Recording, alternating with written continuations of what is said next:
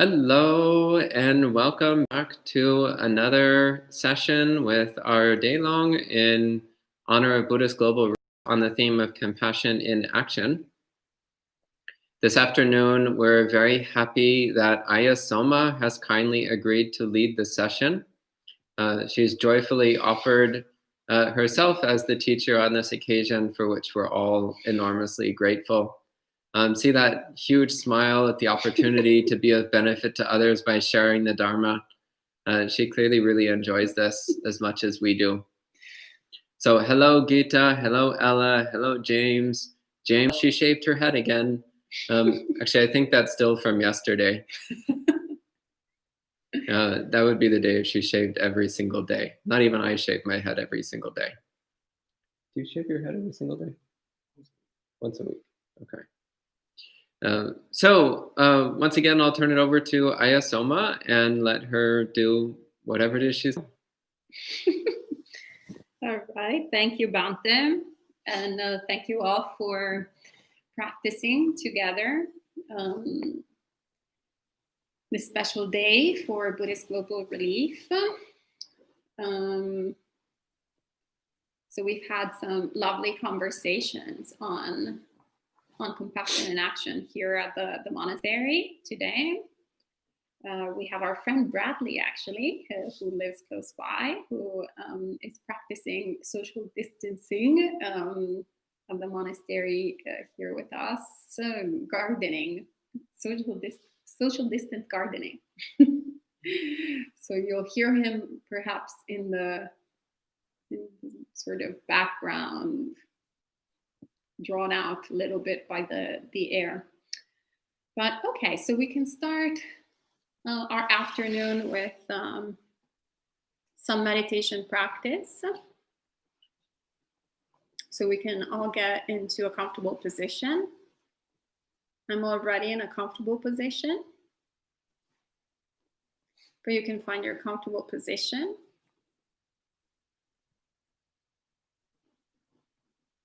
Either in the lotus position, like Bhante Sudaso likes to sit,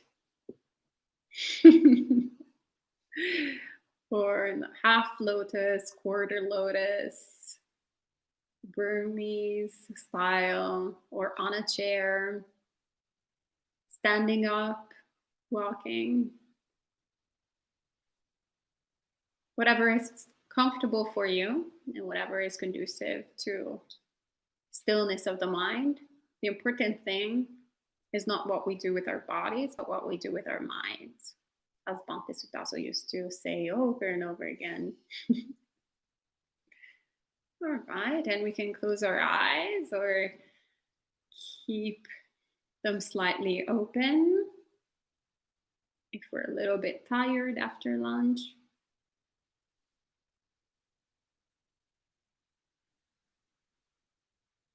And we can take a few deep breaths to relax the entire body.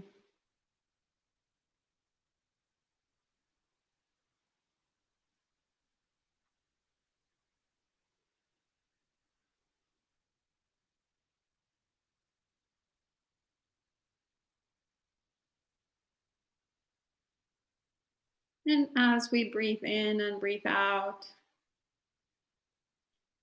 we can relax our forehead,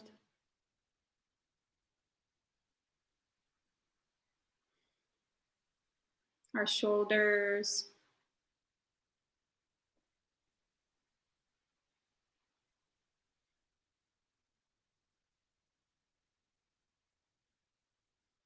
our neck,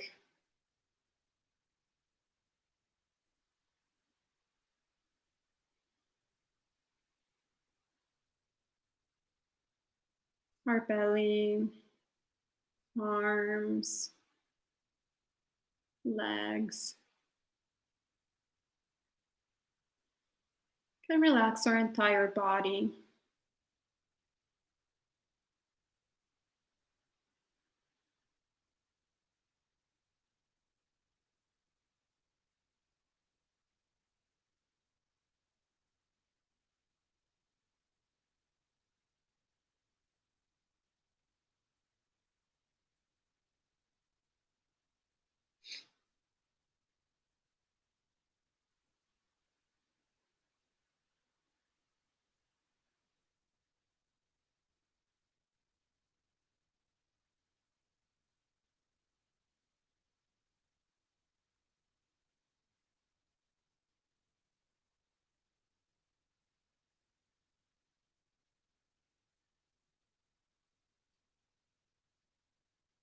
And we can narrow our attention to the breath.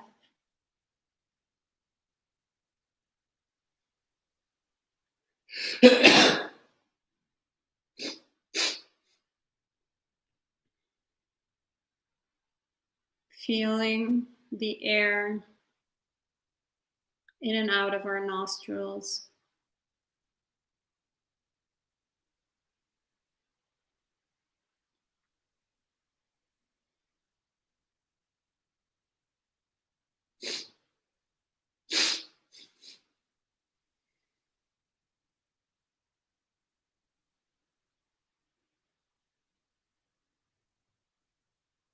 Keeping our mind unified, centered, still.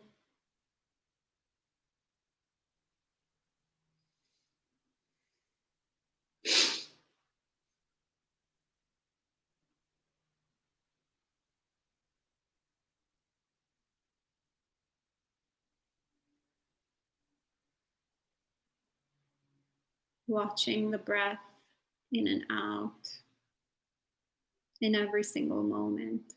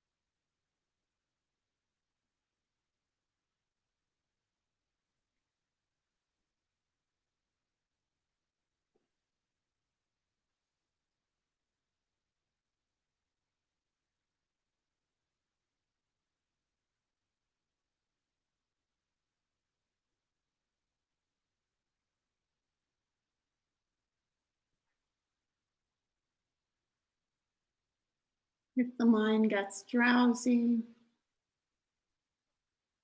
or out of focus,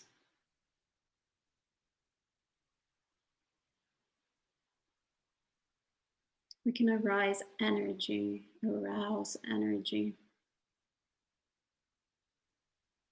intentionally,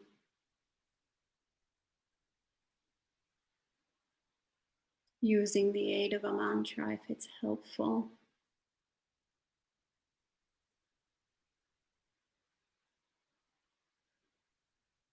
Focus, focus, focus.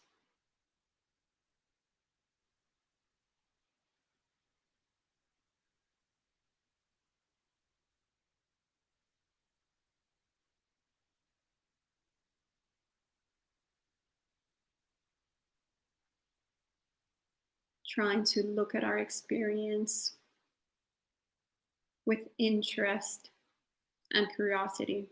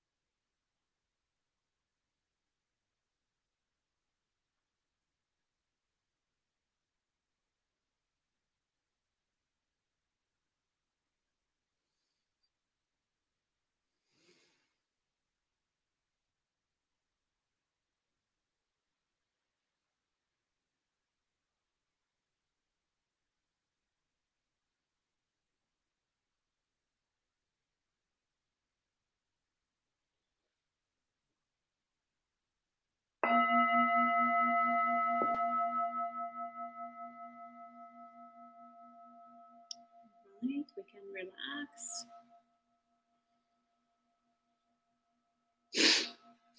Stretch our bodies if we need to.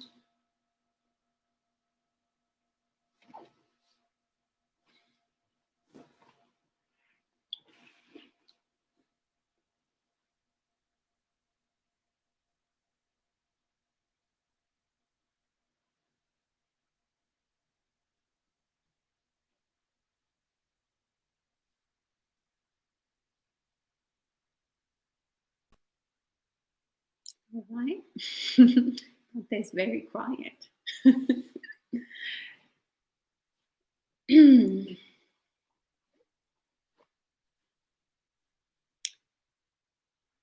So, today we're exploring compassion in action. So, I'll share just a few words and then we can talk about it more in this evening session. But it's very good, as Bhante suggested, to really contemplate throughout. Where it's an unusual retreat. It's more of rather than just sitting meditation, we're doing a lot of contemplation and really understanding what this compassion in action means. What does compassion mean to begin with? And what has action got to do with it? And how does one practice compassion? So one of my favorite terms that is often the Pali terms for compassion is anukampa, which means trembling together. So not having pity for others, but rather being in it, sharing the struggles, understanding how they're relevant. Bhakti spoke quite a lot this morning on the subject matter in a very beautiful way. How we have been in the past and are also right now. It's all relevant. Whatever form of oppression is always relevant to our current state of being. But in order to be aware of it, we have to cultivate awareness, cultivate the realization, and understand what is the appropriate response in every circumstance. So lots of times, if we are particularly scholarly oriented, we like to read the suttas, we like to read Dhamma books and accumulate a lot of information. And it seems like we kind of have it all, like we kind of understood it. And there's sometimes the sort of one size fits all kind of response to every situation. But when we actually start investigating the Dhamma, we see that the Buddha doesn't really give a one size fits all response, but rather it's circumstantial to causes and conditions. The Buddha doesn't have one response to everything. He has an appropriate response. And through Dharma practice, we're all encouraged to develop an appropriate response.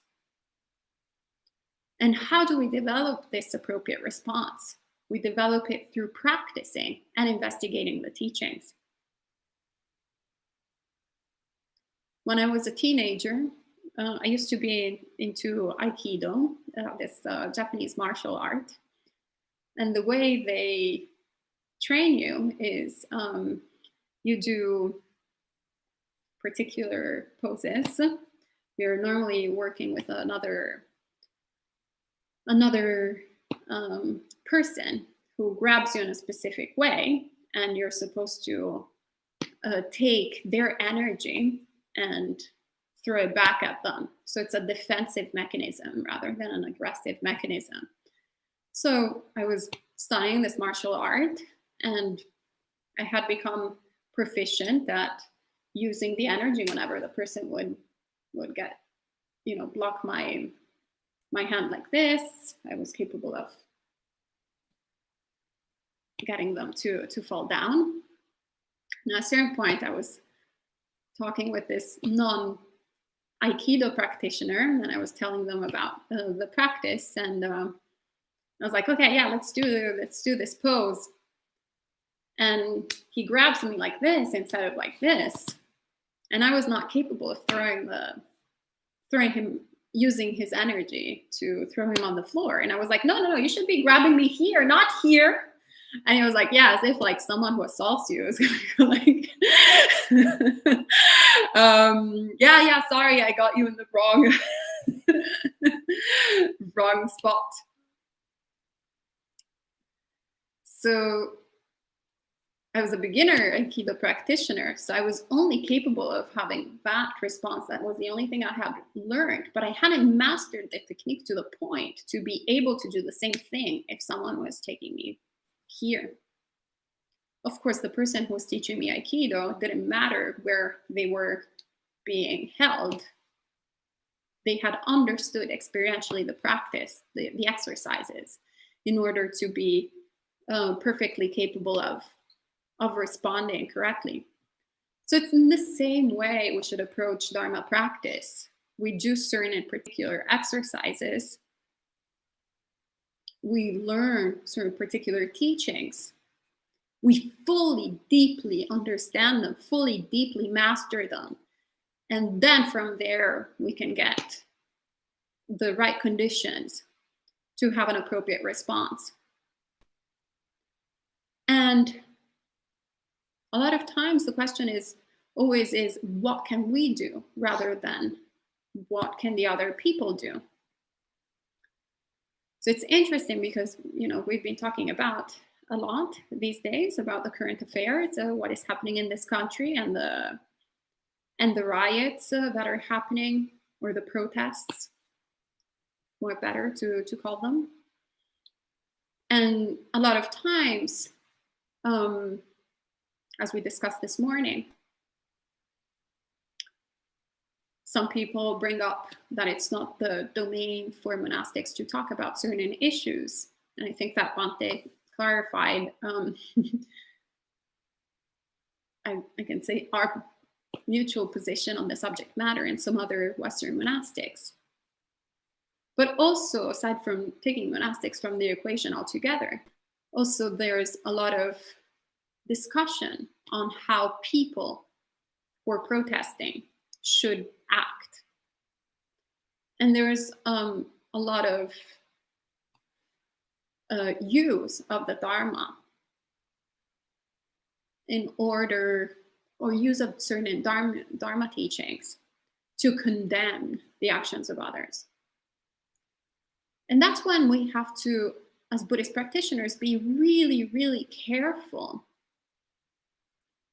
in our actions through body, speech, and mind, and are really taking this as a great opportunity to investigate these teachings further and investigate our motivations in using certain teachings. Are we picking and choosing the teachings, and how are we using them? Are we selectively using them towards one particular group of people towards the other, under the disguise that this is, this is the Dharma?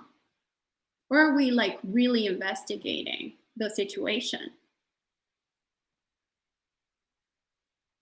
And for example, the simile of the saw, which is very often brought up, is something that, yes, that is the sort of aspiration that every practitioner should have. That when faced with oppression, they should always keep a mind of loving kindness for their oppressor and perpetrator. But never does the Buddha say that others should be doing that, and that we should go and tell these other people who are being oppressed to keep a mind of loving kindness. It says when that happens to you, that is the aspiration. You as a Buddhist.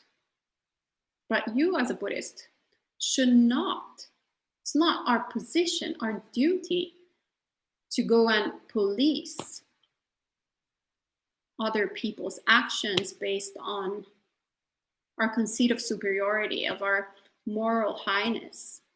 We should master these teachings first and lead by example.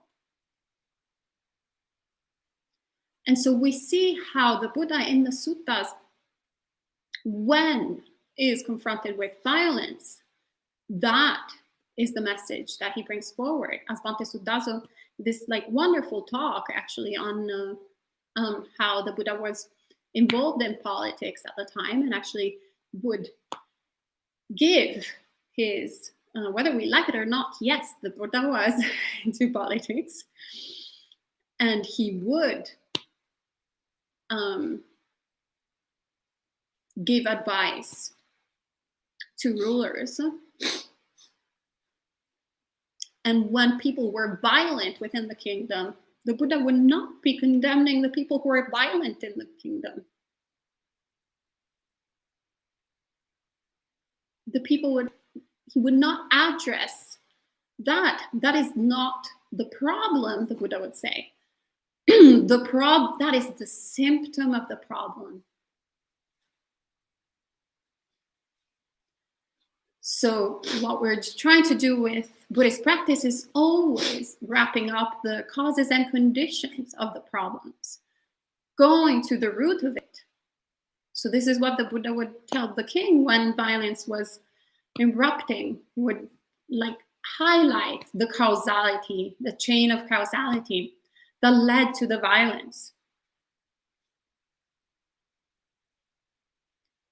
And if the initial cause was, for example, not feeding, not giving money to the poor, who would then lack the means to have any sustenance and would resort into acts of theft, which would result in violence of all sorts, murder and suffering.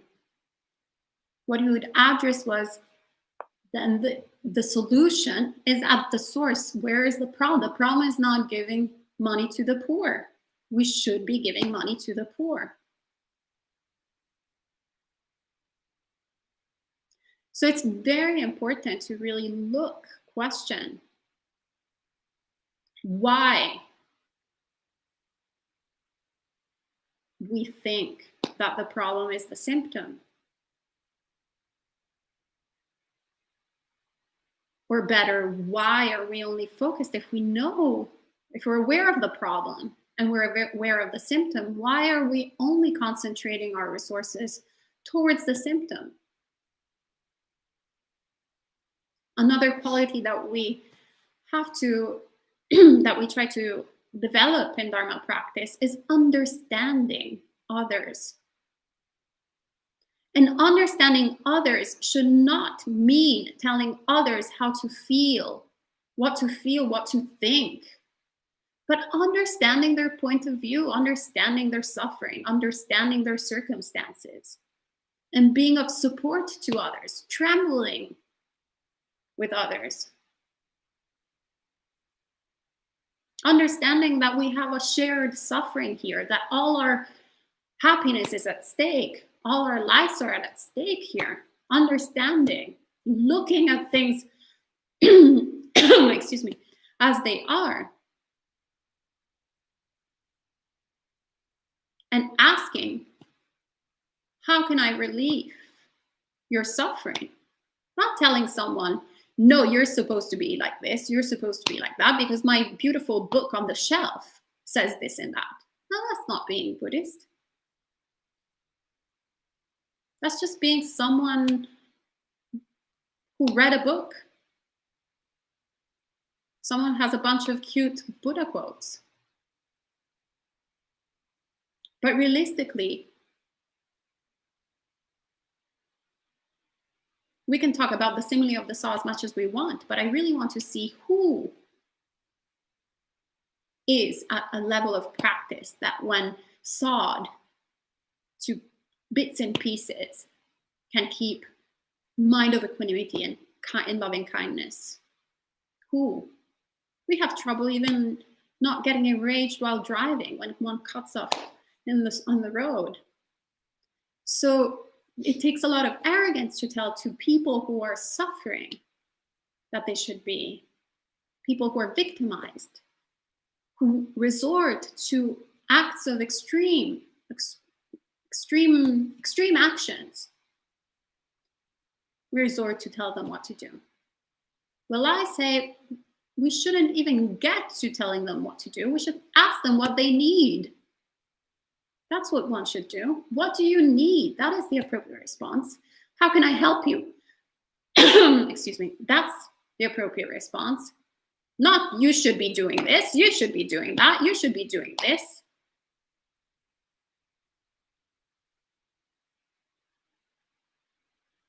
And this does not mean, this does not equate to justifying violence, to saying that violence is the appropriate response. It's just looking, accepting, seeing. This is what's happening. Violence is what's happening. And violence is a symptom. One does not need to endorse violence, justify violence. One needs to look at the source of violence, the cause of suffering, and do the work inside, do the work really looking at where and why does our mind go towards.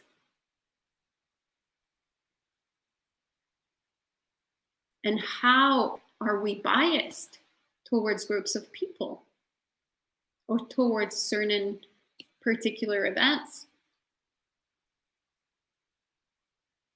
Investigating, having the honesty to confront our minds and looking at the work that we need to do. And that's when we're practicing correctly and according to Dhamma. That's when we're truly looking, truly being, leading by example.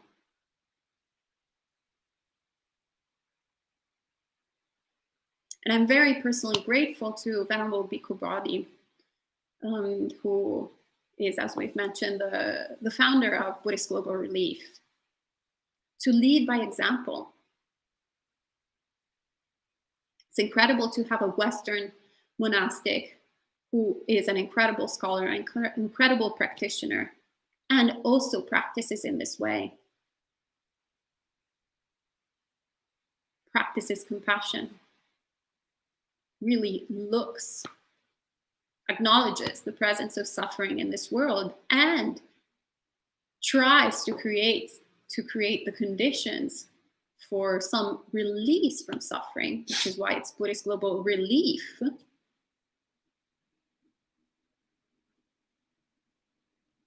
And supports countless beings towards awakening. What an incredible being. And my preceptor as well, Venerable Panyavati, incredible woman that I'm honored to have as a preceptor,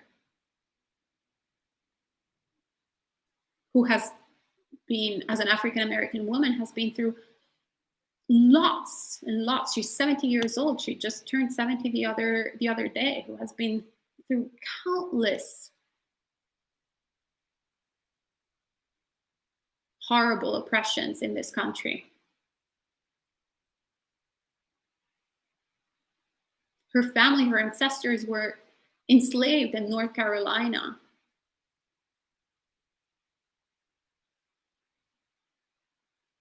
And she was raised in Washington, D.C. And then when she decided to open her own monastery and retreat center, where did she go? North Carolina, next to the Ku Klux Klan, next to the people who had harmed her family for centuries, facing the trauma, teaching, sharing, helping others. And you go there, it's an incredibly beautiful community that took incredible strength, incredible love to do. But that didn't come from like just reading a few quotes and then telling people what to do and going around North Carolina and telling like, you bad person, you shouldn't be doing that. Hey, you other person, you shouldn't be doing that. No, she led by example. She went there and helped everyone, both with the teachings of the Dharma, and when people didn't even have the means to eat, she wasn't throwing Dharma at their mouth, she was feeding them first. And then if they were interested, and then if they were ready, she would share the Dharma. And that is compassion in action. Compassion in action is not telling people what to do, is leading by example. And we should all have this aspiration. Whenever I feel sorry for myself, I think about my preceptor. I'm like, I have nothing to feel sorry for. I should be ashamed of myself that I even feel sorry for myself. I didn't go even through 1% of the suffering that this being has. And I haven't even done 1% of the things that she has contributed to this world. And this is not self-shaming. This is encouragement of going like, yes, I can do it. Yes, I can be inspired by someone like Venerable Panyavati. Yes, I can actually be incredibly compassionate too, if only I want to. I can nourish a heart that really cares for others without telling them what to do.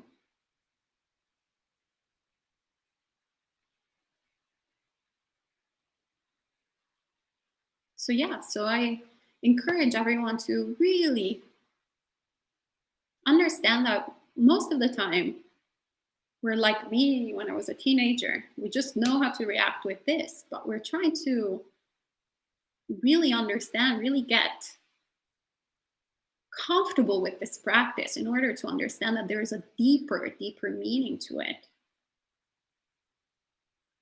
deeper level.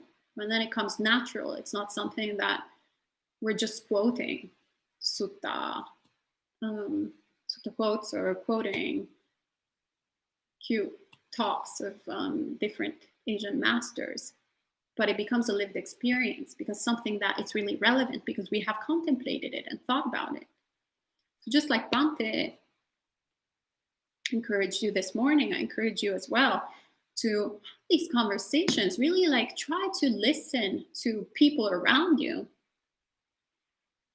and really investigate with critical thinking, where is your mind going and why do you hold certain beliefs? Where is your spectrum of action in the Buddhist path? What do you think right action in the Noble Eightfold Path is?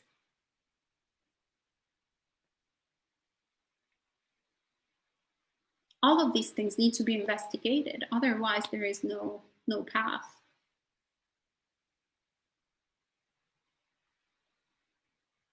All right, so I think that's all I had to share. Okay, thank you, Aya. And there's a few questions, so I'll go ahead and read out the questions for her. First off, Elaine says, I sincerely wish that Aya Soma and Bante benefit as much from these live streams as I know I have. May all blessings be yours. And there's some thank yous. And Gabriela says, I'm very upset about the kind of pain out there and the uncompassionate actions there have been to young and old men and women of color. As a woman of color, I find myself terrified with even those who are just as likely to help me as those who would mistreat me. I want to overcome this fear and build up trust and compassion. How do I build compassion for others in a time that is very hostile to people like me for no good reason whatsoever? Thank you, Gabriela, for sharing that. Yeah, that's a difficult question. Well, not difficult question, but rather difficult situation to be in.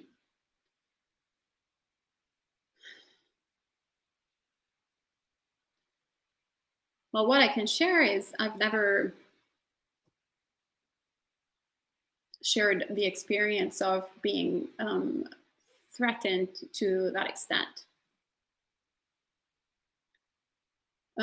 But I have experienced a certain sort of lack of safety in a different way, not physically threatened, but mentally threatened by the environment I was in, and realizing these conditions need to be changed in order for just mental sanity to appear. It's, sort of certain conditions create a lot of mental instability. Being in this constant sort of state of terror or unsafety are not conducive to a peaceful mind, to a mind that has the right conditions for awakening.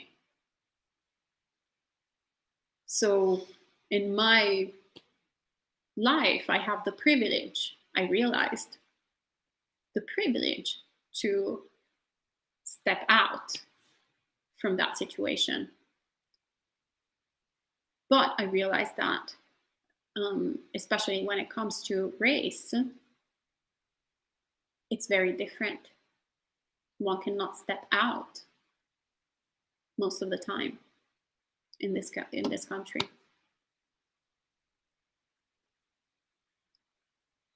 So it's significantly more difficult But the only time I am successful in my practice in being compassionate towards others is when I recollect the times where I've been delusional, when I recollect the times where I've been inconsiderate and uncompassionate for others. And I was talking to Bradley actually this morning. Prior to becoming a female monastic, when I was a laywoman, and I encountered the first female monks that had a rough time. And one of them then soon after disrobed and was sharing her experience, because it was an experience that was related to a tradition that was very close to my heart. My first instinct was not of compassion towards the female monk that I had in front of me, but was of protection towards the lineage that I cared about. Or in other situations, I was discounting, for example, I didn't think that gender oppression was that big of a deal.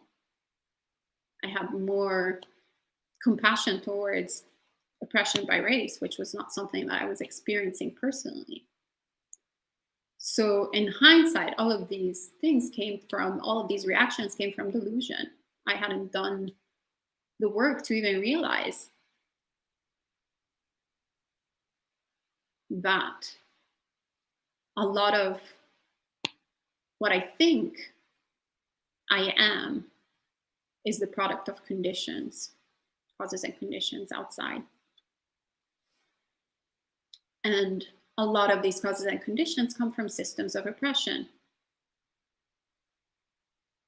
which escalate, of course. There is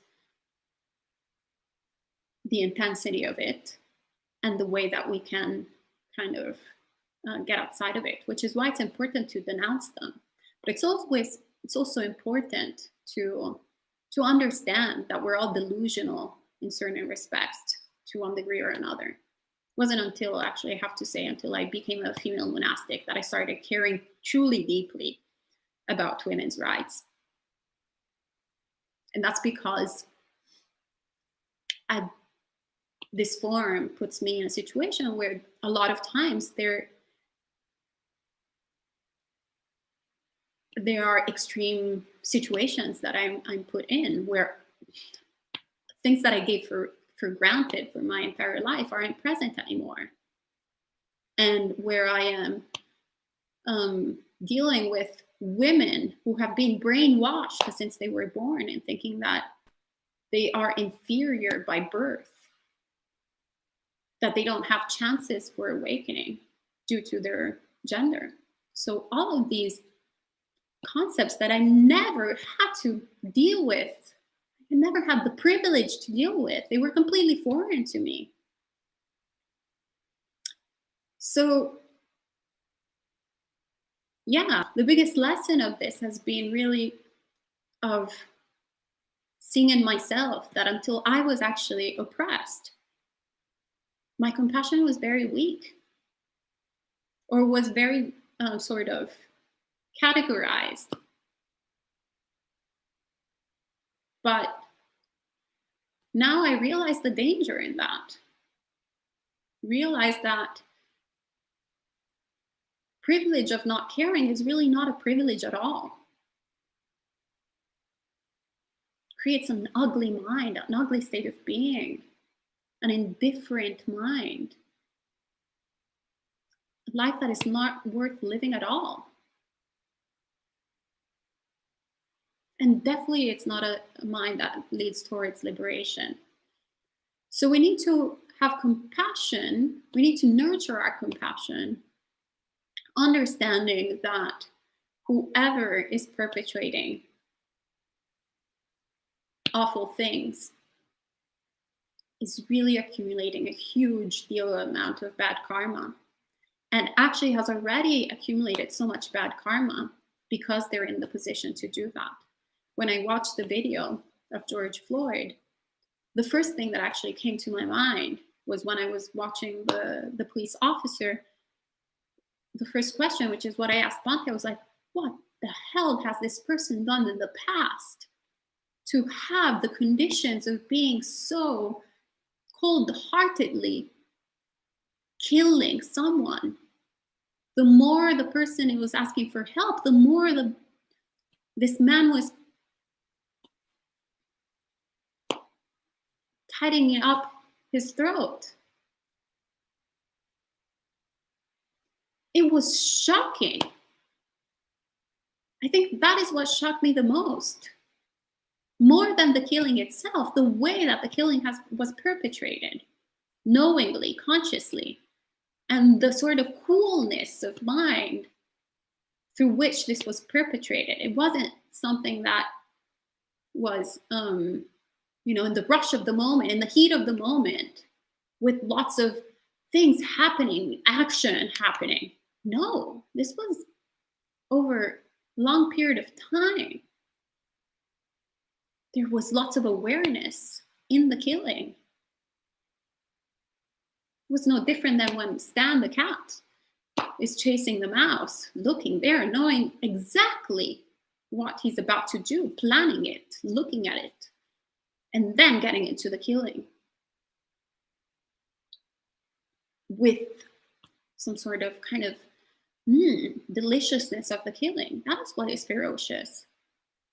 So the bad karma is the action, but the bad karma has started way and way and way. This is an accumulation of unwholesomeness that leads to a state of mind like that. So yes, I did have compassion, actually. I still do have lots of compassion for that person because I know that they're already in a bad destination. How can you live with a mind like that? Must be torturous, awful. That is not privilege at all. That is horrible, disgusting state of mind to be able to do that sort of thing. So when we truly understand this, then we do have compassion.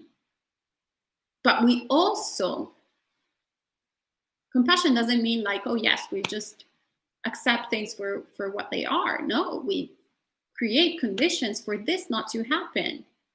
For both the victim and abuser not to play that role to begin with. And this is something that we can address. In the country I come from, there is racism, but there's not systemic racism like there is in this country. There's a huge difference. It took me a while to understand it.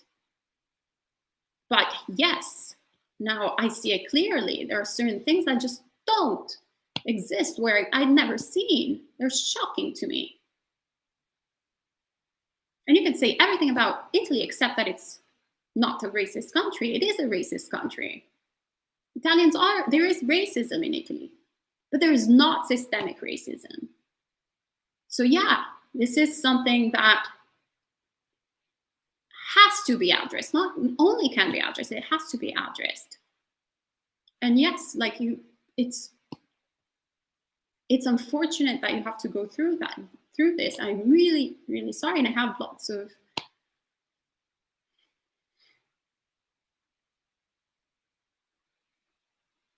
if you're not capable of having compassion for these people, it's also okay right now, because you have to, first of all, come to looking at your mind, protecting yourself, getting to a place where then you can have this opening. So once again, I guess what I'm aiming at is that we should always focus on resolving the issues rather than telling whoever is the victim of a system of abuse to do the work for everyone else, to act in one way or the other. That's not the problem. That's just the symptom. We should always go up to the problem, always go to the source of suffering. Thank you. And there's a few more questions. James Similarly, James asked, how can we use compassion for people who are hurtful in these times? I think I addressed this. Yeah, I think so. Gabriella also asked, how do I reflect on the drawbacks of sadness? In times like these, sadness and comedy seem to be the only way to relieve the stress I have. Well, there's time and time for everything. So before the relief, before the end of suffering, otherwise the Buddha would have just, given the two noble truths. So the end of suffering and the way out of suffering, right? But instead he took the time to go, okay, there is suffering and there is the cause of suffering. So in these moments, I think what is important is to, instead of focusing on the drawbacks of sadness, really understanding your sadness, really understanding the suffering, really understanding the implications of it, really giving yourself the space to look at it. And then if there is, whatever, comedy brings some relief, it's okay if comedy brings some relief right now. Really look at your mind. And then at a certain point, once you see, okay, these are the conditions that create this suffering, then you can worry about the relief and the way out. And yes, the drawbacks are very obvious.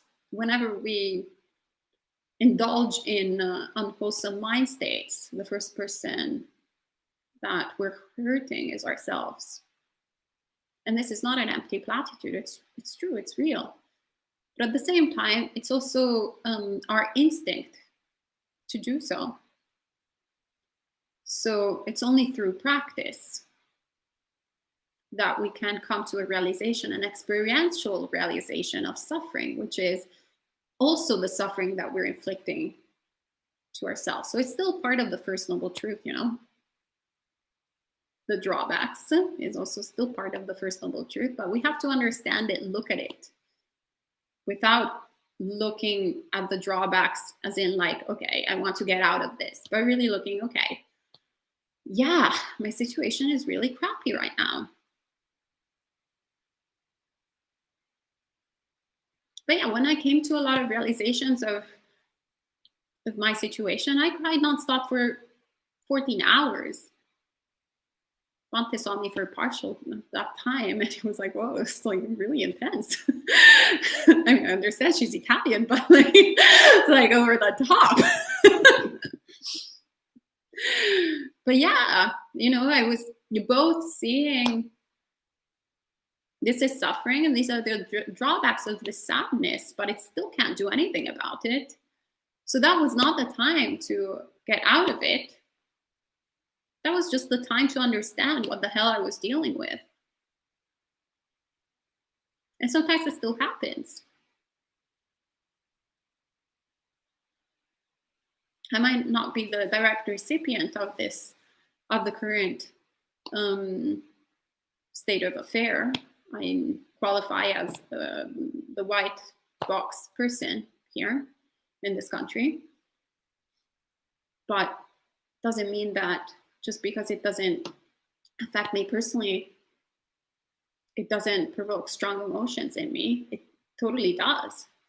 It's disturbing. So yeah, right now I have to deal with this too, really like figuring this situation out, but also not having guilt, not that I am experiencing sadness, that I cried the other night. Oh no, I'm a Buddhist monk. I should like be all like equanimous and everything, especially in front of cameras. It is what it is. I am a person working towards awakening. And yes, this situation is bloody sad for for lack of better words. So it's important to see it, to like be comfortable in also feeling these emotions of sadness with the drawbacks. And then we see how we can get release from this suffering. That's all part of the process. And James says, I've protested before for women's equality and universal healthcare rights before in the streets of my city. Is it all right to non-harmfully hold up signs while radiating metta? Absolutely, go for it. Yay, thumbs up. And Gita says, absolutely agree about Bhante Bodhi. We're truly blessed to have him among us. James says, Bhikkhu Bodhi is such a rock star of compassion and action and the stuff. Gita and Gabriella saying thank you. When you mentioned the police officer experiencing the consequences of past bad karma, James said, that's greed and hatred manifesting on someone who has had negative past states. It's terribly disturbing to see. James also said, the US has in many ways never stopped treating Black persons and POCs as inferior by default from the past of slavery and other negative forces. So I try to cultivate compassion for all living beings and helping those who ask, need, want it always. But let's remember that everything is impermanent, including the history of this country. Like, we don't have to perpetuate it just because it's been like this for several centuries. Everything is impermanent. We can put an end to this. We can really shift the things. Mm-hmm. I feel like that's in some shape or form like what is currently happening. There is a sort of wider awareness, and younger generations also have different perspectives. So there's definitely lots of conditions for change to happen. It's the same thing with women's rights and LGBTQIA+ rights. So there's all of these things can change. So as Buddhist practitioners, it's very important not to think that whenever we're seeing something, unpleasant happening in samsara, that the appropriate response is just to accept it and sit back and passively endure. Possibly, hopefully, it's other people enduring, not us directly. And if it's us, it kind of sucks. So then we should be good Buddhists and not really tell other people who are not the direct recipients to actually care about our condition. But really looking and saying, hey, this is actually something that we can do. This is not about, hey, now we're going to end death in the United States. We're going to end old age and sickness. No, we're ending systemic oppression of people. That is totally feasible. That's just like basic stuff we're talking about. It's not that we're like, oh, let's talk about world peace. No, we're talking about something that is actually quite feasible,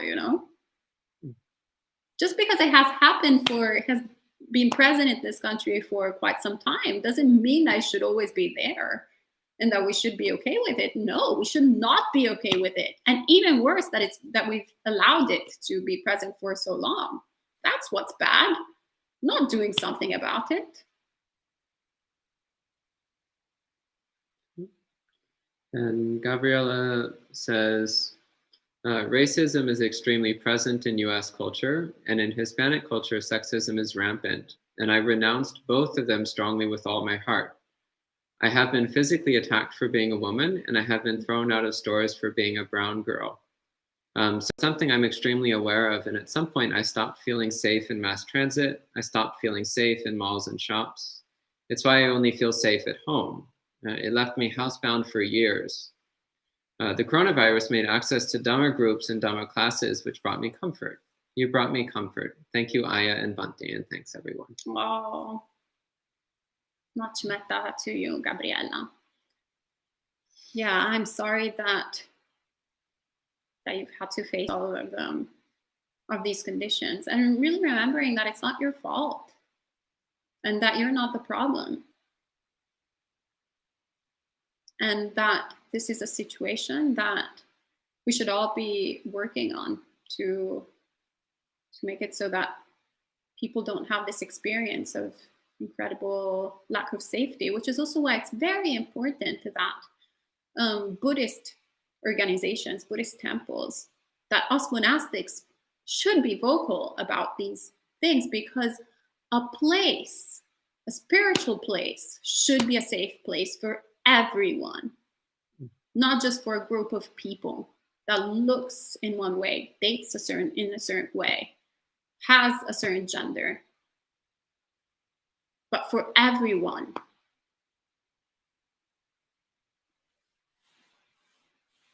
Okay. May you be well and happy. And James says, thank you, Aya, for those words. The compassion I meant was to be, well, in action, figuring out how to help POC here and now to change things from this nation's past. Again, Aya, thank you.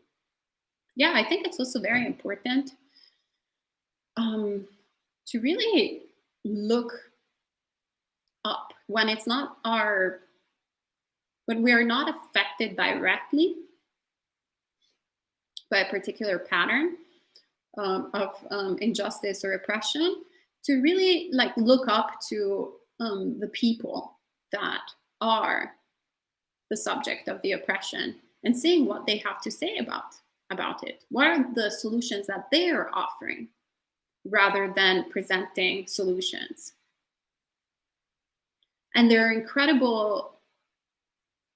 I just watched the other day this incredible talk from Tamika Mallory, I believe her last name is. Incredible, super badass African-American woman. And yeah, she knows the facts. She knows this as a lived experience. She knows what's needed. So a lot of times there's no need for us to create sort of ideas or brainstorm too much about how to solve the situation. We can just look to people like Tamika and support whatever they are pursuing, support what they're presenting. Incredible activists that there are in Black Lives Matters. It's incredible the amount of how aware these people are. When we were in Rockaway Beach, a few blocks down from the retreat center and monastery that Bante and I started, the Rockaway Summer House, there was the Rockaway Youth Task Force, which is an incredible nonprofit of all young African-American kids. The oldest one is 25 or so. You can't be older than 30 for sure. When you're 30, you're out. But now I'm considerably older than pretty much anyone. I'm getting closer to being even twice as old as as the average person at the Rockaway Youth Task Force. And I would go there and I was like, I'd better shut up. These people know what's up. These people are really woke. But not just woke in terms of reading, getting a PhD in whatever type of social studies, etc. People are really smart. These people are investigating. These people are active in the community. These people are asking their peers how to help them. These people are actually helping their peers, being present, being there as both ears and arms. That's compassion in action. That's not telling people what to do. That's not mansplaining, monksplaining, laysplaining, whitesplaining. So many different types of splaining that we can do based on causes and conditions. So perhaps we should shut the hell up a lot of times and just go, hey, how can I help you? Okay, thank you. Thank you for giving me all these solutions. That's great.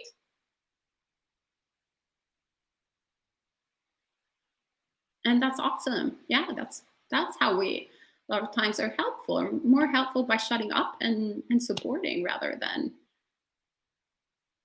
kind of thinking too much. Oh yeah, how can I help people? La la la la la. No, just ask. Well, that's it for questions. So thank you, Aya, for speaking about Dhamma. And thank you to everyone who has joined in this afternoon. So we'll see you again at 7:30. So until then, Sadhu, sadhu, sadhu.